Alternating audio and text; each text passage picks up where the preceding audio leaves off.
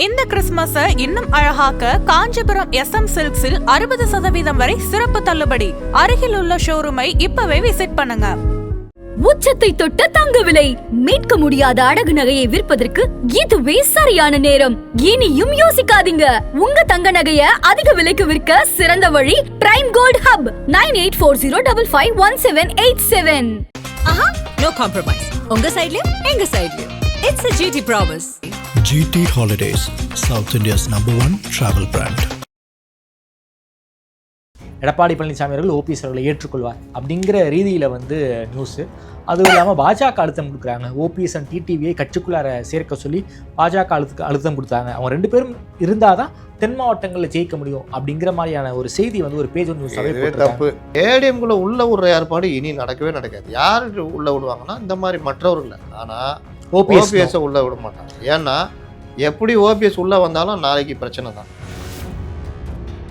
Pondicherry speech கூட அது அவ்வளோ சூப்பரான ஸ்பீச்லாம் ரொம்ப ரொம்ப மொக்கையான ஸ்பீச்னா பாண்டிச்சேரி ஸ்பீச் தான். விஜயுடைய ஸ்பீச் சூப்பரான ஸ்பீச்னா இது விக்கிரவாண்டி தான். ஆமாம். அதுக்கப்புறம் எங்கே அவர் நல்லா பேசியிருக்காரு. வெறும் இந்த எல்எல் நகையாடல் இந்த வார்த்தைகள் இப்படி தானே. 1000 ரூபா கொடுத்துட்டு 3500 கரண்ட் பில்லு எக்ஸ்ட்ரா பிடுங்குறீங்க. ஒரு பக்கம் டாஸ்மார்க்கை வச்சு பிடுங்குறீங்க.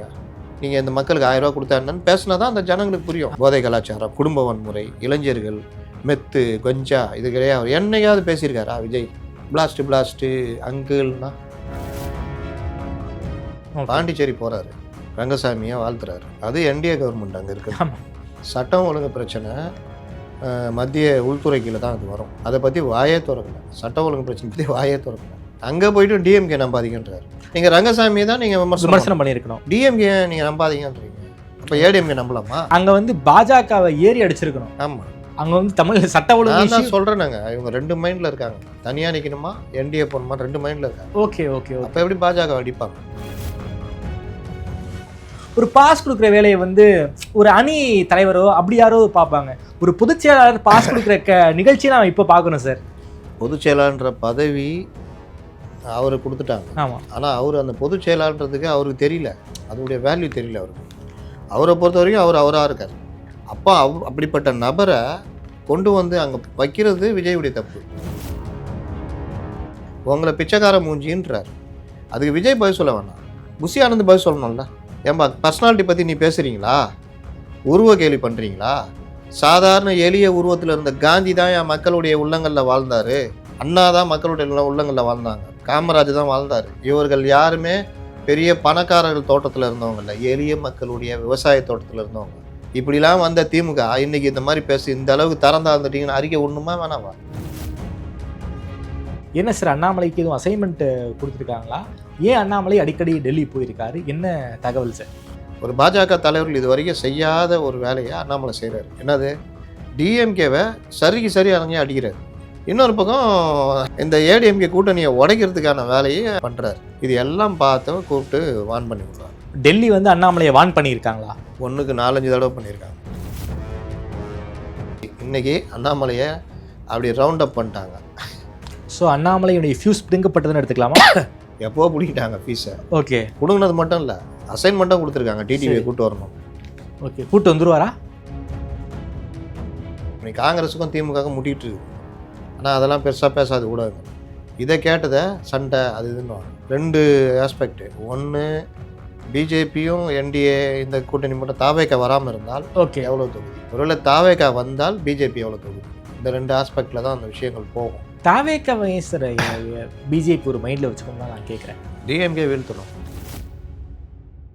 ஆதன் நேயர்களுக்கு அன்பு வணக்கம். இன்று நம்மோடு மூத்த பத்திரிகையாளர் திருமிகு அப்துல் முத்தலீஃப் அவர்கள்.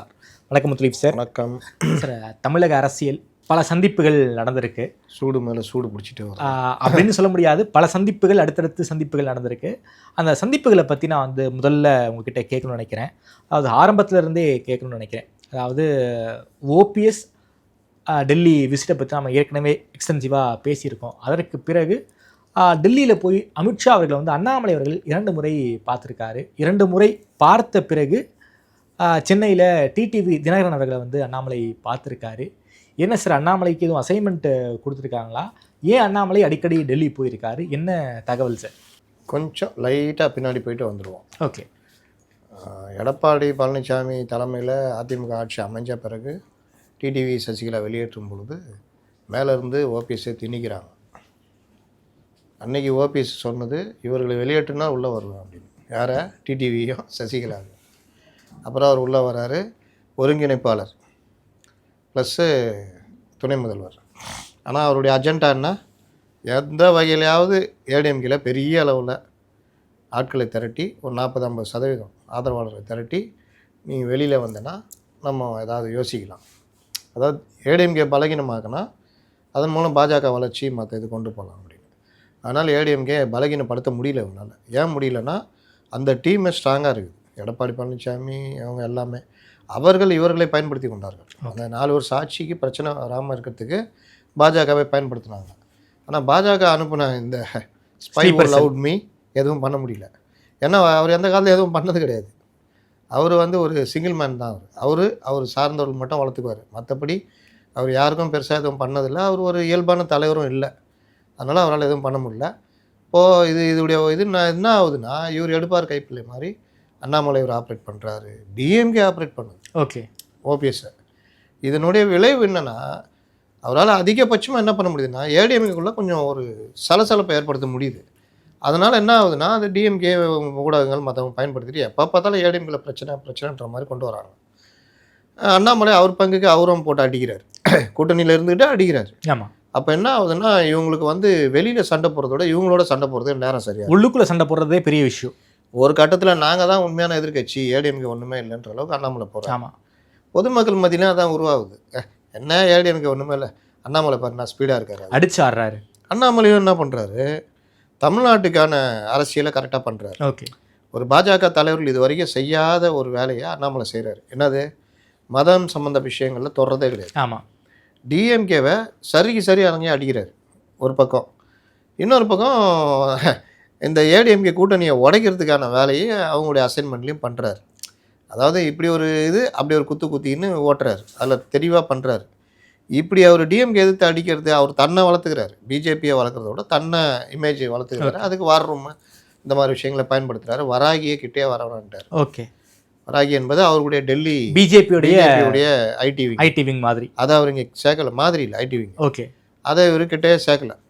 அவருடைய எந்த இதுவும் போட மாட்டார். இவர் தனியாக டீம் வச்சு அதை உட்காந்து ஒர்க் பண்ணிகிட்ருக்காரு. இது இப்படியே ஓடும் பொழுது தான் ஏடிஎம்கேயோட பிரச்சனை ஆகிட்டு வந்து ஒரு கட்டத்தில் கூட்டணி உடையுது. ஓபிஎஸும் அவர் பங்குக்கு குழி பறிக்கிறார், எல்லா வேலையும் பண்ணுறாரு. ஒரு கட்டத்தில் ஓபிஎஸ்ஸையும் வெளியேற்றுகிறார்கள். ஆனால் இவர்கள் பத்திரிகைகளோ மற்றதுலையோ சொன்ன மாதிரி ஏடிஎம்கேக்குள்ளே ஒரு சலசலப்பும் வரல. அப்படி உடையுது, இப்படி சேதறது. 40 எம்எல்ஏவோட எஸ்பி வேலுமணி வெளியே வந்துடுவார், அவர் இதாகும் 6 அமைச்சர்கள் சண்டை, எதுவுமே நடக்கலை. ஸ்ட்ராங்காக 2024 தேர்தலில் சந்திக்கிறாங்க. என்ன ஒன்று, அவங்களுக்கு நமக்கு இந்த தேர்தல் ஒரு மேட்டரே கிடையாதுன்ற மாதிரி சந்திக்கிறாங்க. அதனுடைய விளைவு தான் அவங்களுக்கு 0. இன்னொன்று, என்ன தான் அவங்க முயற்சி எடுத்து பெருசாக பண்ணியிருந்தாலும் கூட்டணி பிரிஞ்சதுனால, இந்த கூட்டணி பலமாக இருக்கிறதுனால அவங்களால பெரிய வெற்றி காட்ட. ஆமாம். அப்போ ஓவராலாக பொதுமக்களுடைய அபிப்பிராயமே சேர்ந்து இந்த கூட்டணி தான் வெற்றி கூட்டணின்றப்போ அந்த கூட்டணி ஜெயிக்குது. ஆனால் இவர்கள் அண்ணாமலை ஏதாவது செய்வாருன்னு எதிர்பார்த்த டெல்லி மேலிடம் ஒன்றுமே இல்லை, பர்சன்டேஜ் மட்டும்தான் உயர்ந்திருக்கு அப்படின்றப்போ அப்போ கூட கண்டுக்க மாட்டாங்க. அவங்களுக்கே அடி, மெஜாரிட்டியே பெரிய பிரச்சனைன்றப்போ தான் ஒவ்வொரு எம்பியுடைய வேல்யூவும் தெரியுது. அப்போ இவங்க இந்த ஏடிஎம்கே என்டிஏ வாக்குகளை அக்ரிகேட் பண்ணும்போது, ஆகா 15 சீட்டு ஜெயிச்சிருக்கலாமே, அண்ணாமலை பேச்சை கேட்டு மோசம் போயிட்டுமே அப்படின்னு தெரியுது. அதுக்கு பிறகு தான் அவர்கள் என்ன முடிவு எடுக்கிறாங்கன்னா, ஏடிஎம்கே தான் நமக்கு கூட்டாளி, தமிழ்நாட்டில் நினச்சதெல்லாம் பண்ண முடியாது, கொஞ்சம் மிஸ் ஆச்சுன்னா ஏடிஎம்கே தாவேகா கூட போயிடும், ஓகே, அதை விடக்கூடாது அப்படின்றப்ப தான் மேலும் நெருக்கிறாங்க. அவர்களுக்கு டெல்லியில் பேசிக்கிட்டு இருக்கிற எஸ்பி வேலுமணி, தங்கமணி மற்றவர்கள்ட்டெல்லாம் கொஞ்சம் நெருக்கும் போது இவங்களாம் பேசி நம்ம தாவேகம் வர்ற மாதிரி இல்லை, நம்ம இந்த முடிவு எடுக்கலாம்னு அவங்க இணைகிறாங்க. ஏப்ரல் மாதம் அப்படி இணையும் பொழுது தான் என்ன கண்டிஷனு, இவ்வளோ பிரச்சனையும் அடிப்படை காரணமாக இருந்தது. எங்கள் கட்சிக்குள்ளேயே உள் விளையாட்டு விளையாண்டது, வெளியில் பத்திரிகையில் பேட்டி கொடுத்தது, எங்கள் பொதுச் செயலாளர் திட்டினது, மறைந்த பொதுச் செயலாளர் திட்டினது, அண்ணாவை ரொம்ப இதுவாக பேசுறது, இந்த மாதிரி கண்ட வேலையும் பண்ணது இந்த அண்ணாமலை. அவரை தலைவராக வச்சுக்கிட்டலாம் நாங்கள் இணைய முடியாது. அவரை தூக்குங்க இணையத்தை பற்றி பேசுவோம். அதே மாதிரி ஓபிஎஸ்சி டிடிவிலாம் நீங்கள் ஆப்ரேட் பண்ணுறவெல்லாம் பண்ணக்கூடாது, அது எங்கள் பிரச்சனை, நாங்கள் பார்த்துக்குவோம். ஓகேன்னு சொல்லி தான் அமித்ஷா வந்து இங்கே சொல்லிட்டு போனார். கொஞ்ச நாள்லேயே அண்ணாமலையை தூக்கிட்டாங்க. அண்ணாமலையை தூக்கிட்டு நயினார் நாகேந்திரன் தலைவர் ஆனார். அண்ணாமலை என்ன பிரச்சனைனா, இந்த தலைவர் பதவியெல்லாம் ஒன்றுமே இல்லை, வெங்காயம் உரிக்க ஒன்றும் இல்லைன்னு உருட்டிகிட்டு இருந்தாலும் அண்ணாமலையுடைய அடிப்படை ஐயோ போச்சே அப்படின்றது எப்படி வரும், எப்படி அவங்கள ஏற்றுக்குவாங்க? நீங்கள் என்ன தான் அண்ணன் எடப்பாடின்னு சொன்னாலும் நீங்கள் தற்கூரின்னு சொன்னதை எப்படி அவங்க வந்து மறந்துடுவாங்க? ஜெயலலிதா விமர்சனம் பண்ணதை புரட்சித் தலைவி அம்மான்னு சொன்னார். ஆனால் நீங்கள் ஜெயலலிதா, என் மனைவி ஜெயலலிதா விட 1000 மடங்கு மேலானவர் எப்படி மறப்பாங்க? அண்ணாவை பற்றின விமர்சனத்தை எப்படி மறப்பாங்க? அப்போ இது எல்லாம் ஓபிஎஸ் வேணால் மறக்கலாம், ஏன்னா அவர் அடிப்படையில் ஒரு அதிமுக அவருக்கான இது கிடையாது. இது இப்படியே போகும்போது நடுவில் ஓபிஎஸ் வேறு நீக்கிட்டாங்க. இது இப்படியே போகுது, இவங்க சுற்றிக்கிட்டு இருக்கிறாங்க. இப்போது அமித்ஷா என்னதான் இது அதிமுகவுடைய பிரச்சனை டிடிவி ஓபிஎஸ்ன்னு சொன்னாலும் அவர்கள் என்ன முடிவு பண்ணாங்கன்னா, நீங்கள் அமைதியாக இருங்க, ஜனவரி பீரியடில் நம்ம பேசி உங்களுக்கான இதை நாங்களே கூட வாங்கி கூட்டணியில் கொண்டு வரோம். ஆனால் அண்ணாமலை என்ன பண்ணுறாரு, ஆப்ரேட் பண்ணிக்கிட்டே இருக்கார். கூடுதலாக செங்கோட்டையனும் வெளியில் வர்றார். ஆமாம், வழியில் வந்து அவர் போய் அவங்களோட சேர்ந்துக்கின்னு இது பண்ணுறாங்க. இவருக்கு தனியாக மன்றம் கட்சின்ற மாதிரி உருட்டலான்னு நினைக்கிறார். இந்த நேரத்தில் தான் அவர் பற்றிய பல விஷயங்கள், அண்ணாமலை பற்றி பல விஷயங்கள் வெளியில் வருது. இது எல்லாம் பார்த்தவ கூப்பிட்டு வான் பண்ணி விட்றாங்க. டெல்லி வந்து அண்ணாமலையை வான் பண்ணியிருக்காங்களா? 1க்கு 4-5 தடவை பண்ணியிருக்காங்க. அது ஒவ்வொரு தடவையும் ஒவ்வொரு மாதிரி வான் பண்ணி ஒழுங்காக இருங்கன்னொன்னே எனக்கு மனசாட்சி இருக்குது, நான் வந்து அப்படி இப்படி தடவை வான் பண்ணி அமிச்சப்போ தான் அண்ணன் எடப்பாடி பழனிசாமியை முதல்வர் ஆக்குவதுக்காக உயிரையும் கொடுப்போம் அப்படி இப்படின்னு உருட்டுனது. 2வது தடவை நான் வந்து நேர்மையாக இருக்க விரும்புகிறேன், இந்த கட்சி நேர்மையாக இருக்கணும்னு தான் நான் வந்தேன், அது இல்லைன்னா நான் வந்து தூக்கி போட்டு போயிடுவேன்னு ஒன்று தான் இன்னும் கொஞ்சம் கடுமையாக எல்லாரும் அங்கே சொல்கிறாங்க, இவர் ரொம்ப போய்கிட்டு இருக்காருன்னு. 3வது இவர் என்னென்ன வேலை செய்கிறான்ற ரிப்போர்ட் எல்லாம் அங்கே போகுது. வார் ரூமை எதுக்கு பயன்படுத்துகிறாங்கலாம் போகுது, அதுக்கும் கூப்பிட்டு வார்ன் பண்ணுறாங்க. இதில் ரொம்ப பிரச்சனைன்றது செங்கோட்டையன் வெளியே போய் தாவேக்கால இணைஞ்சது. ஓகே, அவர் ஆக்சுவலாக டிஎம்கே போக வேண்டியது, கடைசி டைமில் தலையிட்டு தாவேக்கா போக வைக்கிறாங்க. போகணும்னு முடிவு பண்ணிட்டோன்னா தாவேக்கா டிஎம்கே போகாதுன்றது. ஏன் நான் இதை சொல்கிறேன்னா, ஏடிஎம்கேல இருக்கும்போதே இவருக்கு தலைவர்கள் அவங்க தான் செங்கோட்டையனுக்கு. அப்போ வெளியில் வந்த பிறகு நீங்கள் ஒன்றும் இல்லை. அது எடப்பாடி கூட சண்டை போட்டுட்டு இருக்கும் போது அமித்ஷாவை போய் பார்த்தாரு, நிர்மலா சீதாராமனை போய் பார்க்குறாரு. அப்படி இருக்கும்போது தாவேக்கா போகணுன்னு அவங்க சொன்னது, அதுக்கு ஏற்றுட்டு அவர் போயிட்டார். இப்போ அங்கே ஸ்லீப்பர் செல்ல தான் இருப்பார்னு வச்சிங்களேன். டிடிவியை இவர் நம்மளாம் தனியாக சேர்ந்து நிற்கலான்னு குழப்பினதில் யார்? அண்ணாமலை. இந்த டீம்லாம் நம்ம அண்ணாமலை கட்சி ஆரம்பிக்கிறது, டிடிவி ஓபிஎஸ் இவங்களாம் தனி இதாக ஆரம்பித்து ஒன்று தாவேக்கா போகிறது, எதோ பண்ணுறதுன்னு இந்த குழப்பத்தில் தான் டிடிவி ஓவராக பேசுனது. விஜயை பற்றி ரொம்ப புகழ்ந்தெல்லாம் பேசுகிறாரு. புகழ்ந்து பேச ஒன்று, இன்னொன்று எடப்பாடியை மாற்றுங்க அப்போ தான் நான் அந்த கூட்டணிக்குள்ளேயே வருவேன்றது. நீங்கள் ரொம்ப யோசிச்சு பாருங்கள், ஒரு கூட்டணிக்கே பெரிய கட்சி அதிமுக தான். அப்போ அந்த கட்சி அவங்களுடைய பொதுச் செயலாளர் தான் முதல்வர் வேட்பாளர் நிறுத்தம்.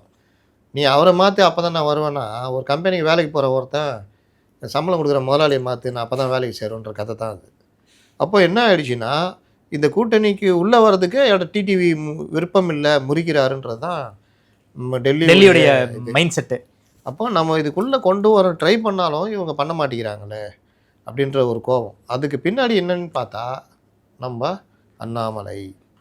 அப்போ தான் இவர் இன்னும் ஒரு படி மேலே போய் ஓபிஎஸ் தனி கட்சி ஆரம்பித்து டிஎம்கே கூட கூட்டணி இல்லை தாவேகா கூட கூட்டணின்ற முடிவுக்கு வரும்பொழுது தான் ஓபிஎஸ் முதல்ல வர சொல்கிறாங்க டெல்லிக்கு. ஓபிஎஸ்ஸை கூப்பிட்டு வான் பண்ணி அமுச்சு விட்றாங்க. அதோட தான் அதுக்கப்புறம் தான் சொன்னார், நான் வந்து புது கட்சி ஆரம்பிக்கிறேன் நான் சொல்லவே இல்லையே. அந்த கோபத்தில் தான் இங்கே பாஞ்சது ரிப்போர்ட்டுங்கிட்ட, நான் இப்போ சொன்னேன் அப்படின்னு. அவர் ஆஃப் பண்ணிட்டாங்க, முடிஞ்சிச்சு. அடுத்து டிடிவிட்ட நம்ம எதுக்கு பேசணும், யார் கொண்டு வச்சா, டிடிவியை கூட சேர்ந்து யார் ஆப்ரேட் பண்ணது, அண்ணாமலை அவர்கள். வா ஃபஸ்ட் டைம் டெல்லிக்கு வாங்க, இதெல்லாம் என்னது வார் ரூம் எதுக்கு இன்னும் வச்சுக்கிட்டு இருக்கிறீங்க, நீங்கள் தான் தலைவர் கிடையாது இல்லை, எதுக்கு இப்போ வார் ரூமுக்கு ஃபண்டு போகுது, எல்லாத்தையும் நிப்பாட்டிட்டு நீங்கள் இது லாஸ்ட் வார்னிங், இந்த கூட்டணிக்கு என்னென்ன பண்ணணும், அதுக்கு முதப்படியாக டிடிவியை இந்த கூட்டணியில் கொண்டு வரதுக்கு நீங்கள் தான் போய் பேசணும். நீங்கள் தானே கொண்டு வச்சிங்க, நீங்களே எடுங்க அப்படின்னு அசைன்மெண்ட் கொடுத்து அமுச்சு விட்றாங்க. ஓகே, அதில் தான் ஓபிஎஸ்ஸை பார்த்துட்டு டிடிவி வீட்டில் போய் இரவு இருந்து சாப்பிட்டு பேசிவிட்டு இவர் கிளம்பி டெல்லிக்கு போகிறார். அதில் இவர் என்ன பண்ணாலும் நம்ப மாட்டாங்க இனிமேல். டிடிவி வரல இல்லைன்னா நீ தான் கண்ணா ராசா பண்ணுற உன் பொறுப்பு. ஓ டிடிவி கூட்டணிக்குள்ளார இந்திய கூட்டணிக்குள்ள வராமல் இருந்தால் அதற்கு முழு காரணம் அண்ணாமலையும் டெல்லி நம்புறாங்க.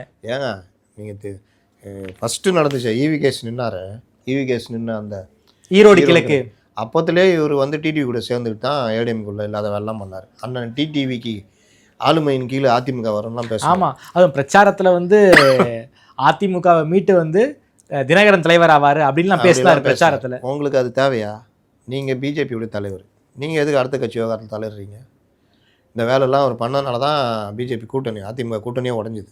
ஆனால் இன்றைக்கி சொல்லுவாங்க அதிமுக தான் உடைச்சதுன்னு. இந்த மாதிரி வேலை, அதுவும் 1 வருஷம் 1.5 வருஷம் அனுபவம் உள்ள ஒரு ஜூனியர் லெவல் லீடர் வந்து இந்த வேலையெல்லாம் பண்ணால் 50 வருஷம் அதிமுக கட்சி வேடிக்கை பார்த்துட்ருக்கீங்களா? ஆட்சியில் இல்லைன்னா என்ன வேணால் பேசுகிறீங்களா? அதனால தான் அந்த வேலையை காமிச்சாங்க. ஓகே, முதல்ல தூக்குனா தான் சேரும் அப்படின்னு. அதனால் முடிஞ்சிச்சு. இன்றைக்கி அண்ணாமலையை அப்படி ரவுண்ட் அப் பண்ணிட்டாங்க. ஸோ அண்ணாமலையுடைய ஃபியூஸ் பிடுங்கப்பட்டதுன்னு எடுத்துக்கலாமா? எப்போ பிடிக்கிட்டாங்க ஃபீஸை. ஓகே, பிடுங்கினது மட்டும் இல்லை, அசைன்மெண்ட்டும் கொடுத்துருக்காங்க டிடிவியை கூப்பிட்டு வரணும். ஓகே, கூட்டு வந்துருவாரா? அது அவர் தான் எப்படி அவர் கொடுத்தவனே எடுத்து கொண்டாண்டின்ற மாதிரி எந்த அளவுக்கு அந்த சைடு கொண்டு போனாரோ. இப்போ அவர் கேட்பார்ல டிடிவியே, உன் பேச்சை நம்பி தான் நான் முதலாளியை பார்க்கச்சிக்கிட்டேன், இப்போ எந்த மூஞ்சை வச்சுக்கிட்டு நான் எடப்பாடி தான் அடுத்த முதல்வர்னு சொல்கிறது நான் நினச்சிக்கிட்டு இருக்கிறீங்க, நினச்சி பேசுகிறீங்கன்னு வரும். அதனால் பாஜக ரொம்ப வேகமாக தமிழ்நாட்டில் திமுகவை வீழ்த்தணுன்றதில் ரொம்ப உறுதியாக நடவடிக்கை எடுக்கிறாங்க. ஓகே, இப்போ கூட நான் ஒரு பதிவு போட்டிருப்பேன், பார்த்துருப்பீங்க. அவர் அமித்ஷா சென்னையில் வாரத்தில் ஒரு நாள் தங்கணுன்ற முடிவுலாம் அந்த அளவுக்கு வந்துட்டாங்க. வெஸ்ட் பெங்கால் சென்னை அவங்களுடைய குறி. அப்போ சென்னைனா தமிழக அரசியலில் அப்பப்போ வர பிரச்சனையும் இது பண்ணி கொண்டு போகணும். எவ்வளோ வேகமாக இந்த இதை கூட்டணியை ஸ்பீடப் பண்ணணுமோ அதெல்லாம் பண்ணணும். பேச்சுவார்த்தைகள் மற்ற எல்லாத்தையுமே முடிக்கணுன்ற முடிவு பண்ணாங்க. ஜனவரி பொங்கலுக்குள்ளே எல்லாத்தையும் செட்டரேட் பண்ணணுன்ற முடிவு பண்ணிட்டாங்க. அதனால் பொங்கலுக்குள்ளே கூட்டணியில் யாருக்கு எவ்வளோ தொகுதி எல்லாம் முடிவாகிடும்.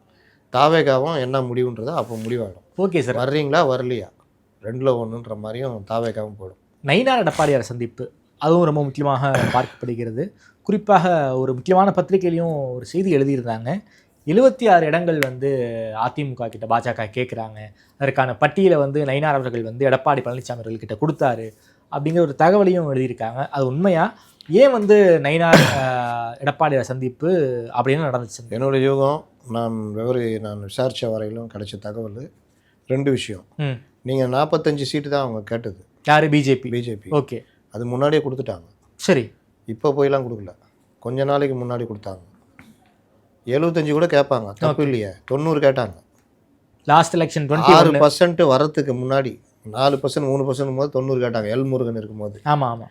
இப்போ 11-12% இருக்கும்போது 75 கேட்கறது தப்பு இல்லையே, கொடுக்குறாங்களான்றதான் மேட்டர். ஓகே, அதனால் இதை ஒரு பெரிய பிரச்சனை மாதிரி மாற்றுவாங்க. இப்போ நீ காங்கிரஸுக்கும் திமுகவுக்கும் முட்டிகிட்டு இருக்குது, ஆனால் அதெல்லாம் பெருசாக பேசாது ஊடகங்கள். இதை கேட்டதை சண்டை அது இதுன்னுவாங்க. அவர்கள் 2 ஆஸ்பெக்ட். ஒன்று, பிஜேபியும் என்டிஏ இந்த கூட்டணி மட்டும் தாவேகா வராமல் இருந்தால் ஓகே எவ்வளோ தொகுதி, ஒருவேளை தாவேகா வந்தால் பிஜேபி எவ்வளோ தொகுதி, இந்த 2 ஆஸ்பெக்டில் தான் அந்த விஷயங்கள் போகும். அப்போ 75 கேட்குறாங்கன்னா அவர் 30லேருந்து ஆரம்பிப்பார், 30-35 கொடுப்பாருன்னு வச்சுக்கோங்க. தாவேக்காவை சார் பிஜேபி ஒரு மைண்டில் வச்சுக்கணும் தான் நான் கேட்குறேன். டிஎம்கே வீழ்த்தணும், அவ்வளோதான். டிவிக்கே என்ன மைண்ட் செட்டில் இருக்காங்க, விஜய் என்ன மைண்ட் செட்டில் இருக்காங்க? டிவிக்கே இப்போ வரைக்குமே ஒரு தெளிவான முடிவு எடுக்கலை. பாண்டிச்சேரி போகிறாரு, ரங்கசாமியை வாழ்த்துறாரு. அது என்டிஏ கவர்மெண்ட் அங்கே இருக்குது. சட்டம் ஒழுங்கு பிரச்சனை மத்திய உள்துறை கீழே தான் அது வரும். அதை பற்றி வாயே திறக்கலை, சட்டம் ஒழுங்கு பிரச்சனை பற்றி வாயே திறக்கலை. அங்கே போய்ட்டு டிஎம்கே நம்பாதீங்கன்றாரு. இப்போ ஏடிஎம்கே நம்புமா? அங்கேயும் ஏடிஎம்கே நீங்கள் அங்கே வந்து நீங்கள் விமர்சனம் பண்ணுறீங்க, டிஎம்கே விமர்சனம் பண்ணி ஏடிஎம்கே தான் விமர்சனம் பண்ணோம். இங்கே வேணால் சொல்லலாம், எங்கள் அது எதிர்கட்சிங்க ஒன்றும் இல்லை, நாங்கள் வந்து ஆளுங்கட்சி விமர்சனம் பண்ணுறோம் அப்படின்னா அந்த பாலிசி அங்கே போனால் நீங்கள் ரங்கசாமியை தான் நீங்கள் விமர்சனம் பண்ணியிருக்கணும். காங்கிரஸ் கூட நீங்கள் பாண்டிச்சேரியோட பிரவீன் சக்கரவர்த்தி பேசுகிறாரு கூட்டணின்றதுனால அதை விட்டுடலாம். டிஎம்கே நீங்கள் நம்பாதீங்கன்றீங்க, அப்போ ஏடிஎம்கே நம்பலாமா? அங்கே டிஎம்கேக்கு எத்தனை எம்எல்ஏ இருக்காங்கன்னு கூட எனக்கு ரொம்ப கம்மி பர்சன்டேஜ். அங்கே வந்து காங்கிரஸ், இந்திய கம்யூனிஸ்ட் கட்சி, பாமக கூட கொஞ்சம் வேல்யூ இருக்குது. ஆமாம், ப்ளஸ்ஸு என்ஆர் காங்கிரஸ், பிஜேபி. இது நாளைக்கே உங்களுக்கு வேறு எதுனா கூட நியமன எம்எல்ஏக்கள்னா அவங்க தான் நியமிப்பாங்க, பிஜேபி எம்எல்ஏக்கள்லாம் போடுவாங்க. நீங்கள் எம்ஜிஆர் ஆட்சி பிடிச்சான்னு இவர் பேசுகிறாரு, எம்ஜிஆர் ஆட்சி பிடிக்க முடியல, 12 எம்எல்ஏ தான். அப்போ நியமனம்லாம் அதெல்லாம் கிடையாது. 2 எம்எல்ஏ இந்திய கம்யூனிஸ்ட் கட்சி. காங்கிரஸ்ட்டு ஆதரவு கேட்குறாரு, அவங்க எம்ஜிஆர்கிட்ட ஏமாற்றி ராஜ்யசபா வாங்கிக்கிட்டு தரமாட்டேன்றான். ஆமாம், அதை எம்ஜிஆர் மறந்துட்டார். எம்ஜிஆர் இவங்களோட தெளிவு, சரி ரைட்டு போன்ட்டு அப்புறமா உள்ளே கொண்டு வந்துட்டார். டிஎம்கே வீழ்த்துறேன் நான் அப்படின்னால இந்திரா காங்கிரஸ் உள்ளே கொண்டு வந்தார். அதே 74 அவ்வளோ துரோகம் பண்ண இந்திரா காந்தி தான் 84 எம்ஜிஆருக்கு அவ்வளோ நல்லது பண்ணாங்க. தனி ஃப்ளைட்டில் அமெரிக்காக்கெல்லாம் அனுப்பிச்சி வச்சாங்க.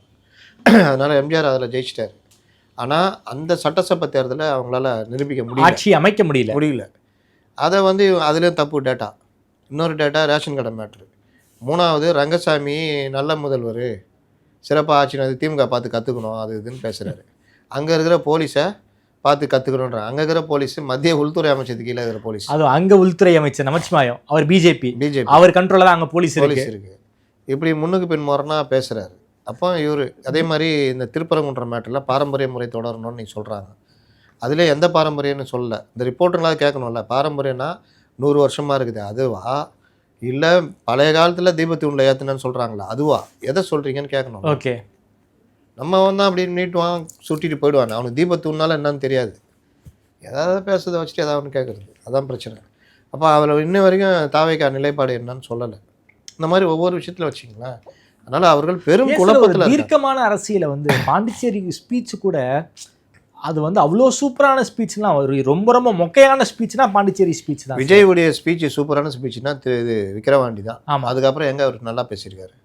வெறும் இந்த எல்எல் நகையாடல், இந்த வார்த்தைகள் இப்படி தானே, பிளாஸ்ட்டு அங்கிள் சார் பாட்டிலுக்கு பார்த்து இப்படி தான். பெருசாக ஒன்றும் இது வசீகரமாக இல்லை, அறிவார்ந்த பேச்சு வசீகரமாக இருக்கு. ஆனால் அதில் டெப்த் இல்லை. அதனால் அவர்கிட்ட இருக்கிற டீமே வேஸ்ட்டு. ஓகே, நீங்கள் அந்த டீம் இந்த டீம் ஒரு ரிசர்ச் கூட தெரியல. ஒரு பாண்டிச்சேரி போகிறோன்னா பாண்டிச்சேரியுடைய அடிப்படை என்ன, நம்ம இப்போ என்டிஏ கூட பிஜேபி பி டீம்லாம் சொல்லிட்டு இருக்கிறாங்க. அப்போ அங்கே நம்ம அங்கே பாஜகவை ஏறி அடிச்சிருக்கணும். ஆமாம், அங்கே தமிழ் சட்ட ஒழுங்கு நான் சொல்கிறேன்னாங்க, இவங்க 2 மைண்டில் இருக்காங்க. தனியாக நிற்கணுமா என்டிஏ போகணுமா 2 மைண்டில் இருக்காங்க. ஓகே, அப்போ எப்படி பாஜக அடிப்பாங்க? அதனால் நான் சொன்னதை இப்போ வரைக்கும் கீழே திட்டிகிட்டு இருப்பானுங்க. இவர் தான் என்டிஏ போனார், இவர் தான் பிரவீன் சக்கரவர்த்தின்றார். ஆமாம், நான் சொல்கிறேன் என்ன வருதோ நான் அதை பதிவு பண்ணுறேன். ஓகே, என்டிஏக்கு இப்போவும் ட்ரை பண்ணிட்டு இருக்காங்க, பிரவீன் சக்கரவர்த்திட்டையும் பேசுகிறாங்க. சரி, இப்போதும் என்டிஏக்கு ட்ரை பண்ணுறாங்களா பாஜக? ட்ரை பண்ணால் ஒத்துப்பாங்களே சார் என்டிஏ? யார் ஒத்துக்குவா? யார் ட்ரை பண்ணால் ஒத்துக்குவாங்க? விஜய் ட்ரை பண்ணா? ஏங்க 2 மைண்டுன்றேன்ல, தனியாக நிற்போமா என்டிஏ கிட்ட போவோமான்ற மைண்டில் இருக்காங்கன்றேன். ஓகே, ட்ரை பண்ணுறதுன்றது நேரடியாகவே ஒத்துக்கிறது. ம், முதல்ல நீங்கள் ட்ரை பண்ணிட்டீங்க, பேச்சுவார்த்தைலாம் போயிடுச்சு, அப்புறம் கம்முன்னுட்டீங்க. இப்போ தனியாக நிற்கணும்னு பேசுகிறீங்க. ஆனாலும் ஒரு குழப்பம், ஜெயிப்போமா அதனால் அங்கே போகலாமா இப்படி இருக்குதுன்ற. சரி. அதனால் அவர்கள் 2 அதை தான் ராகுல் பயன்படுத்த பார்த்தது. விட்டுட்டா என்டிஏ போயிட்டா பெரிய சிக்கலாகிடும். நம்மளும் நாளைக்கு காங்கிரஸ் டிஎம்கேவை இந்த ஒரு 10 வெளியே வர முடியாது. இந்த 1001 இன்னும் எவ்வளோ காலம்தான் அடிமையாக இருப்பது அப்படின்னு ஒருத்தருக்கா பார்த்துருமா, ஓர் 1000 ஆண்டு எம்ஜிஆர் பாடுவார். அந்த மாதிரி ஆண்டாண்டு காலமாக அடிமையாகத்தான் இருக்க வேண்டுமா அப்படின்னு. அதனால் காங்கிரஸ் இது விஜயை பிடிச்சிட்டா டிமாண்டை பெருசாகிடலாம். 2031 கூட்டணி ஆட்சிக்கு நகர்த்திடலாம் அப்படி யோசிக்கிறேன். அது 2031 வரைக்கும் விஜய் கட்சி நடத்துவாரா சார்? அதை நான் தான் சொல்கிறேன். எல்லா சூழ்நிலையுமே இப்போ இவர் 33 எம்எல்ஏ ஜெயிச்சார். நம்ம சிரஞ்சீவி நடத்தினாரா? 33 எம்எல்ஏ காங்கிரஸோட கட்சி நினைச்சிட்டாரு. அதுதான் சொல்கிறேன். அதனால் நீங்கள் இன்றைக்கி சிரஞ்சீவி யார்? ஒரு நடிகர், அவ்வளோதான். அதனால் அவர் கட்சியை ஒழுங்காக நடத்தியிருந்தா நிச்சயம் ஆட்சியை பிடிச்சிருந்துருக்கலாம் சார். அவர் ஆட்சியை பிடிக்கிறாரு இல்லையா, பாதிக்கு பாதி தெலுங்கு தேசத்தோட நீங்கள் இது பண்ணிடுங்க. ஆமாம், அந்த கேப்பில் அவர் தான் பெரிய ஆளாக வந்தார். அதுதான் சொல்கிறேன். ஒருத்தருடைய ஸ்டஃப்பு என்னென்னா, இன்றைக்கி ரஜினி பிறந்த நாள், அவர் தான் கட்சி ஆரம்பிப்பேன்ற பெருசாக வந்தார். அவர் தானே முதல்ல, விஜய் கூட இல்லையே. அதனால தான் விஜய் கொஞ்சம் பேக் அடிச்சது. ஆனால் அவரே என்ன பண்ணுறாரு, நம்மளால் நடத்த முடியாது, வயது ரியாலிட்டி தெரிஞ்சிருச்சு. ரியாலிட்டி, என் தொண்டர்களை நான் கடனாளியாக்க விரும்பல. ஓகே, 2வது பிஜேபியுடைய இது தான் ஆன்மீக அரசியல்னால் அது பிஜேபியுடைய இது. இதனால் மேலும் நாம் பிரச்சனையை சந்திக்க நேரிடும். ரஜினி விலகிட்டார். இவரும் இப்போ வரைக்கும் தெளிவான அந்த கட்சி அமைப்பாக ஸ்ட்ராங்காக இருக்குது, பொதுச்செயலாளர் ஸ்ட்ராங், எல்லாருமே ஸ்ட்ராங்காக இருக்காங்கன்ற மாதிரிலாம் எதுவுமே இல்லை சார். பாண்டிச்சேரி பாஸ் எடுத்து ஐயோ ஒரு பொதுச் செயலாளருக்கு இதான் வேலை. அதுவும் பைக்கில் போகிறாரு, ஸ்கூட்டியில் போகிறாரு, ஏங்க சுற்றி சரவுண்ட் பண்ணிக்கிட்டாங்க. ஒரு அம்மா அழுதுகிட்டே பாஸ் கேட்குறாங்க, சுற்றி பசங்களும் பாஸ் கேட்குறாங்க, அந்த அம்மாவுக்கு பாஸ் கொடுக்குறாரு. ஒரு பொதுச் செயலாளர் ஒரு பேராசிரியர் அன்பழகன் எப்படி இருப்பார், ஒரு ஜெயலலிதா அவர்கள் எப்படி இருப்பாங்க, இப்போ எடப்பாடியார் எப்படி இருக்காரு அப்படின்னு தமிழ் சமூகம் ஒரு கட்சியினுடைய பொதுச் செயலாளர்கள் நாம் இப்படி தான் பார்த்துருக்கோம். ஒரு பாஸ் கொடுக்குற வேலையை வந்து ஒரு அணி தலைவரோ அப்படி யாரோ பார்ப்பாங்க. ஒரு பொதுச் செயலாளர் பாஸ் கொடுக்குற நிகழ்ச்சியை நான் இப்போ பார்க்கணும் சார். பொதுச் செயலாளர்ன்ற பதவி அவருக்கு கொடுத்துட்டாங்க. ஆமாம். ஆனால் அவர் அந்த பொதுச் செயலாளன்றதுக்கு அவருக்கு தெரியல, அதனுடைய வேல்யூ தெரியல அவருக்கு. அவரை பொறுத்த வரைக்கும் அவர் அவராக இருக்கார். அப்போ அப்படிப்பட்ட நபரை கொண்டு வந்து அங்கே வைக்கிறது விஜயுடைய தப்பு இல்லை சார். ஒன்றும் இல்லை சார். ஒரு திமுக ஒன்றிய செயலாளருக்கு இருக்கக்கூடிய ஆளுமை கூட தாவேகாவுடைய பொதுச் செயலாளருக்கு இல்லைங்கிற ஒரு வருத்தம் தான் எனக்கு இருக்கு. நான் என்ன சொல்கிறேன்னா, இதை வந்து பண்ண வேலை பண்ணுறது விஜய். ஆமாம். இவர் இதுக்கு லாய்க்கு இல்லாத ஆளுன்னு விஜய் தானங்க முடிவு பண்ணோம். அப்போ விஜயே அதில் ஒன்றும் இல்லை இவர் தான் பார்த்துக்கிட்டோம் அப்படின்னா சரி. இதே வந்து ஒன்றிய செயலாளர் நீங்கள் போய் பாஸ் கொடுங்கன்னு திமுக தலைமை சொன்னா கூட அதெல்லாம் நான் பார்க்க மாட்டேன், கீழே வேணாலும் இருப்பான், அவன்கிட்ட கொடுங்க, வார்டு பிரதிநிதி வேணாதான்.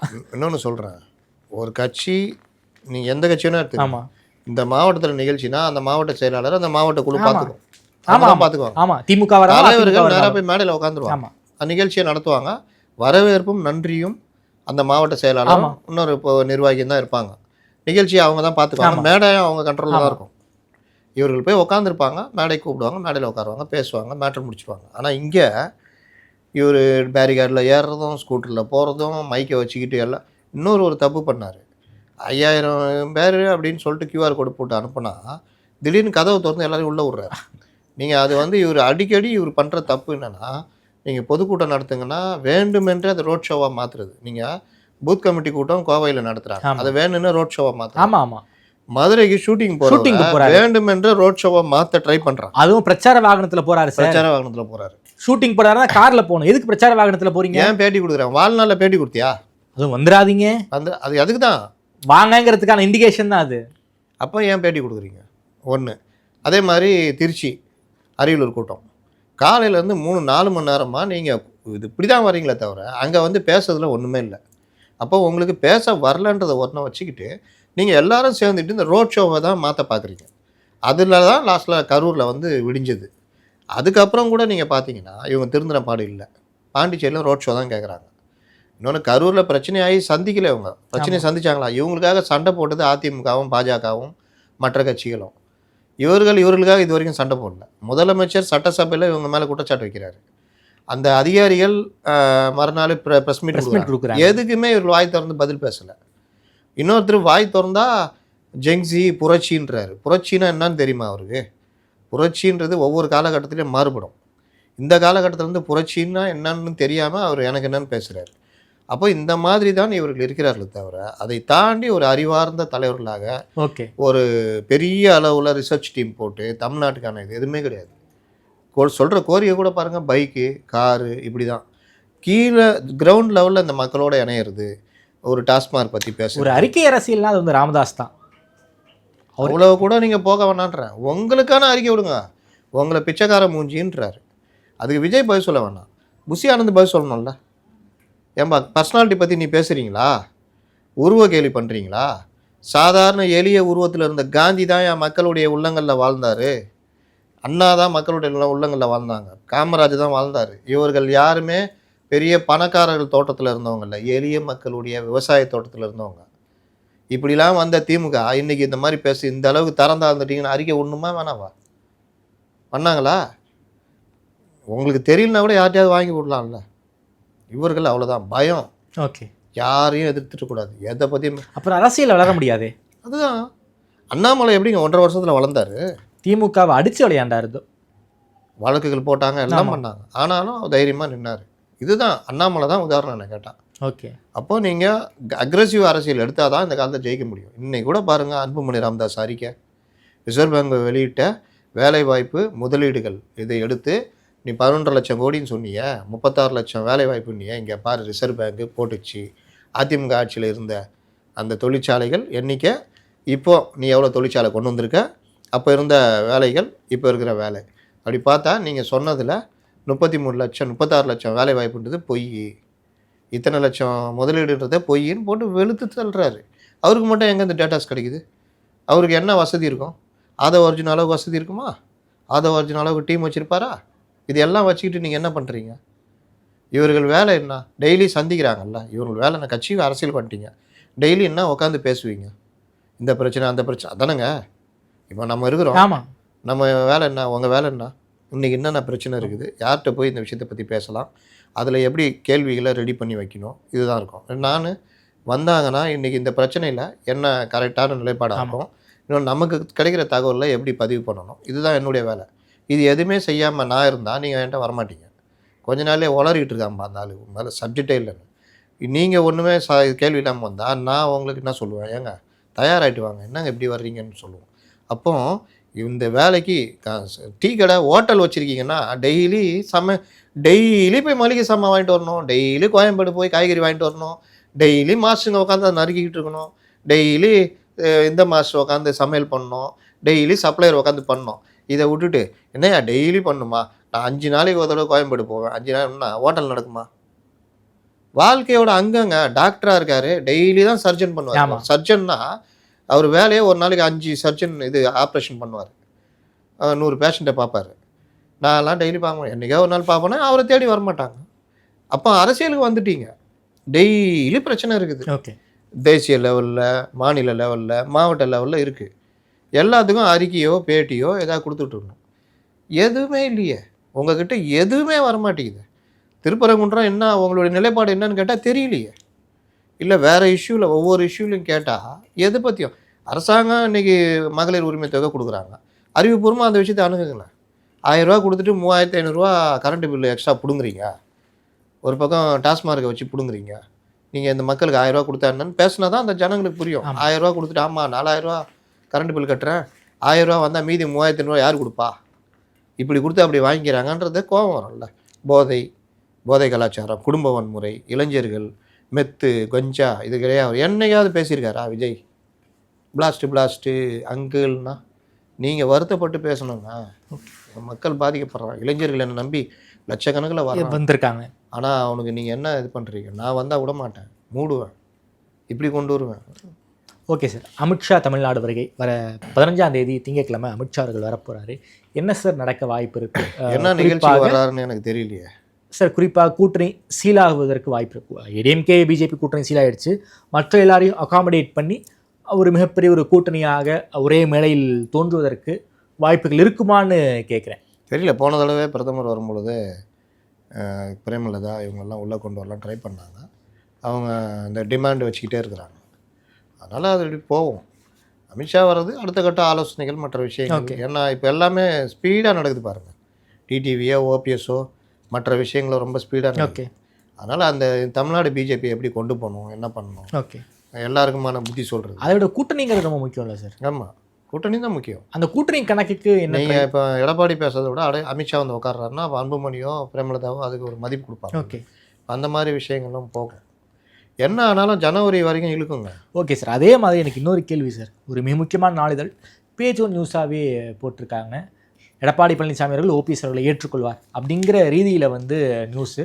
அதுவும் இல்லாமல் பாஜக அழுத்தம் கொடுக்குறாங்க, ஓபிஎஸ் அண்ட் டிடிவியை கட்சிக்குள்ளார சேர்க்க சொல்லி பாஜக அழுத்தம் கொடுத்தாங்க. அவங்க 2 பேரும் இருந்தால் தான் தென் மாவட்டங்களில் ஜெயிக்க முடியும் அப்படிங்கிற மாதிரியான ஒரு செய்தி வந்து ஒரு பேஜ் ஒன் நியூஸாகவே தப்பு. அவங்க 2 பேருமே அவுடேட்டடு. நேற்று கூட ஒருத்தர் அமமுகலேருந்து வந்து அதிமுக இணைஞ்சார். செந்தமிழன் தாவேக்கா போகிறதுக்கு எவ்வளோ ட்ரை பண்ணுறாரு, அது முடியல. அதனால் இப்படி தான் இருக்குது அவங்க நிலைமை.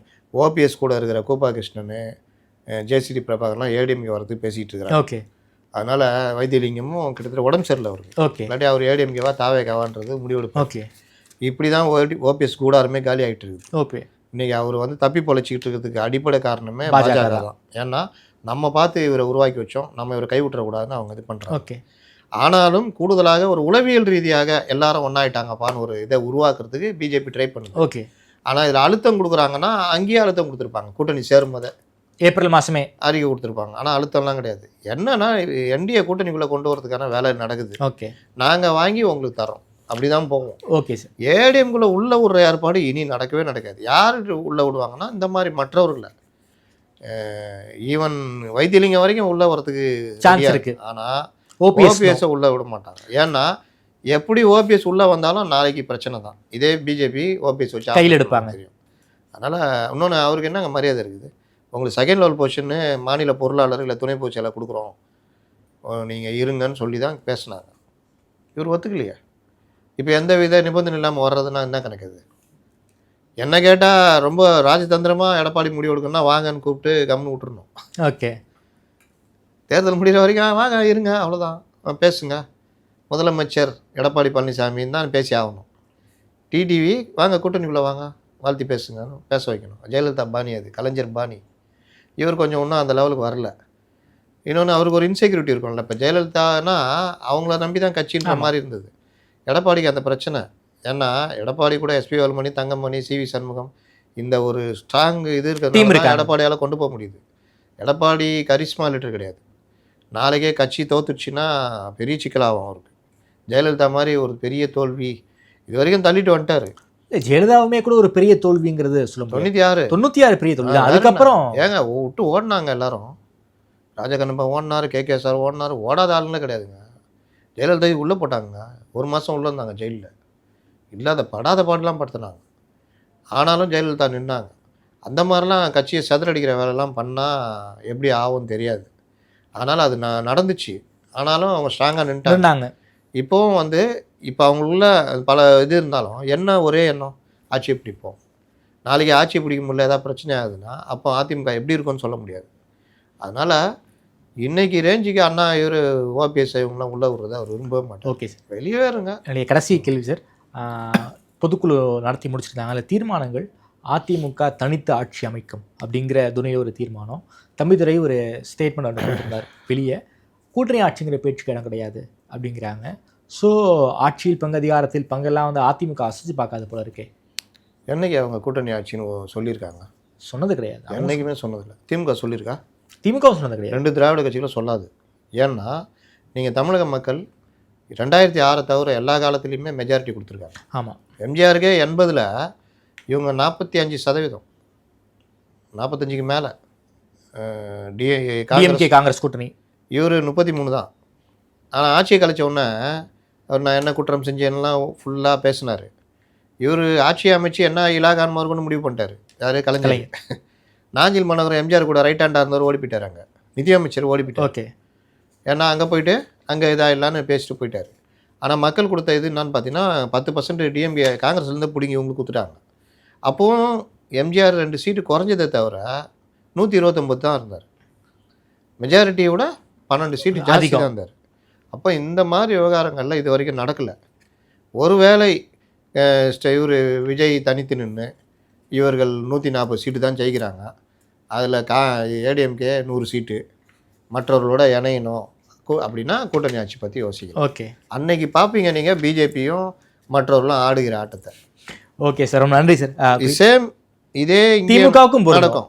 திமுகவுக்கும் அன்னைக்கு பார்ப்பாங்க காங்கிரஸை பற்றி. அதனால் அப்படி ஒரு சூழ்நிலை வராத வரைக்கும் தனித்து ஆட்சின்றது தான் இவங்க அப்படிதான் பேசி ஆகணும். ஆமாம், ஓகே சார், ரொம்ப நன்றி சார். குறிப்பாக தமிழ்நாட்டு அரசியல் பல்வேறு கேள்விகளுக்கு ரொம்ப பதில் சொல்லியிருக்கீங்க. நேரம் கொடுத்து பேசி சார்.